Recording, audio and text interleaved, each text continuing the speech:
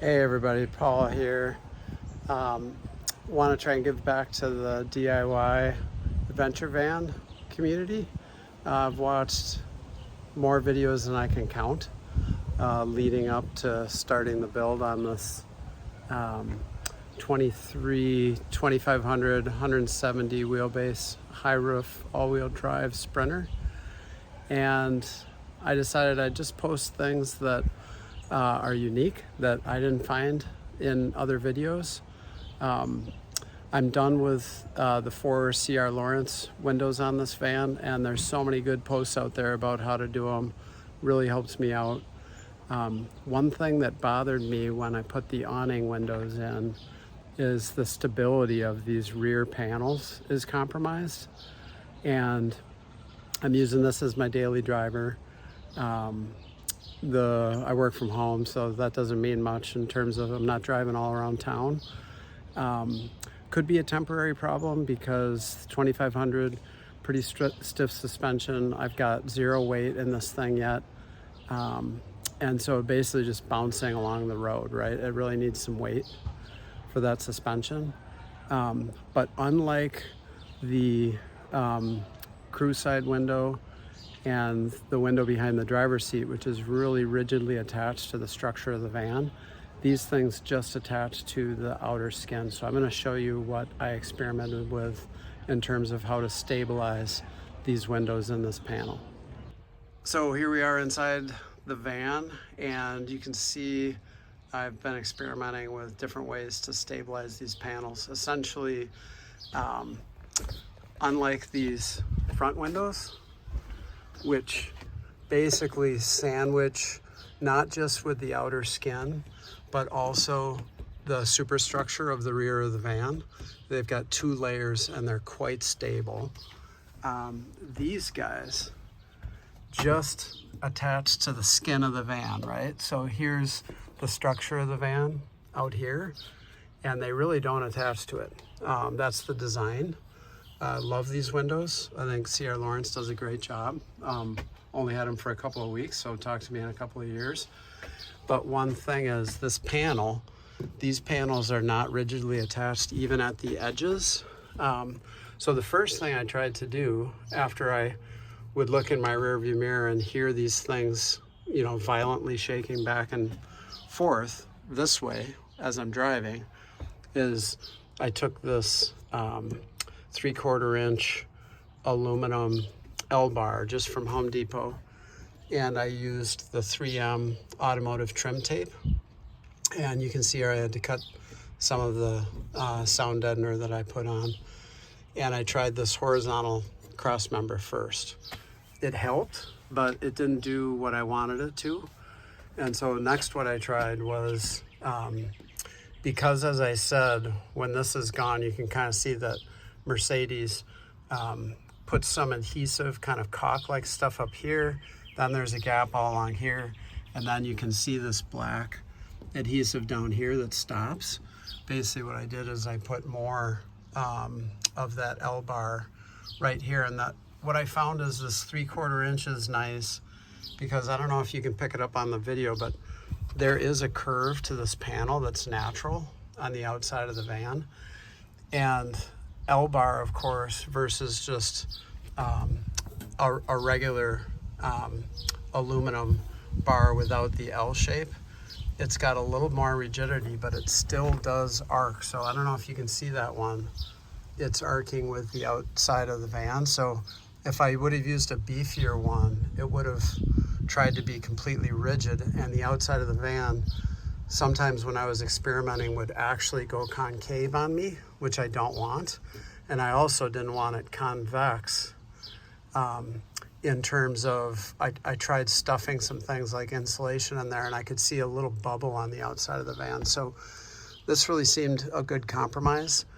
I've got some gasket material inside this L, and then I've got some caulk, and that, just like this horizontal one, helped, but not as much as I wanted. So the third thing I tried and I really like is I essentially cut these 2 vertical braces and screwed them in to the outside of the C.R. Lawrence window, it's actually going into this ring that you guys, if you've ordered it, you see that there's a ring, and that's what basically sandwiches the outside of the window against the skin of the van.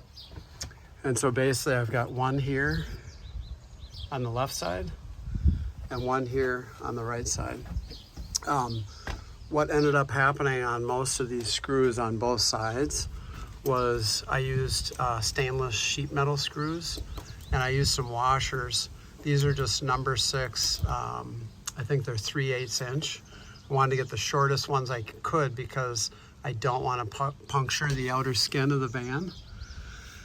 And so what ended up happening was I used a drill bit that was a little too small, and a couple of these screws made it, and the others just turned into rivets, which you can see the screw head just, once it hit the steel, the bit I was using wasn't big enough, and I was actually okay with it, so I just kind of kept going.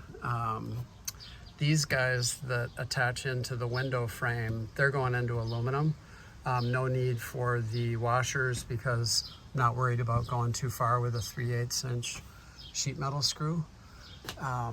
But you can see on this side, yeah, these sheared off, and essentially they're pretty secure. If I ever do want to take this out, I can just drill them out. But I've been driving around with this in, and the stability of these windows is dramatically improved. This is all going to get hidden as I trim all this out. So I wasn't worried about making it too pretty. But I did want to share this. Like I said, maybe a temporary problem with how much this shakes back and forth because A, I've got no weight on the suspension yet, and B, I haven't done the interior trim that's going to sit up against these windows and stabilize them a little bit.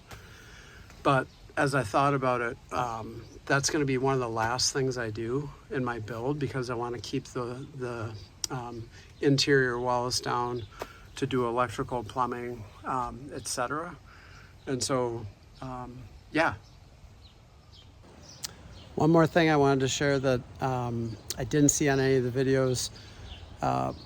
When you install these bunk windows, and I think this is true with both the sliders, well, I know it's true on the Sprinter with both the sliders and the awnings, is the height of this panel varies from the back to the front, because what I didn't realize until I really got into like the 6th or 7th measurement before cutting is that the top of that section tapers ever so slightly downward at the top.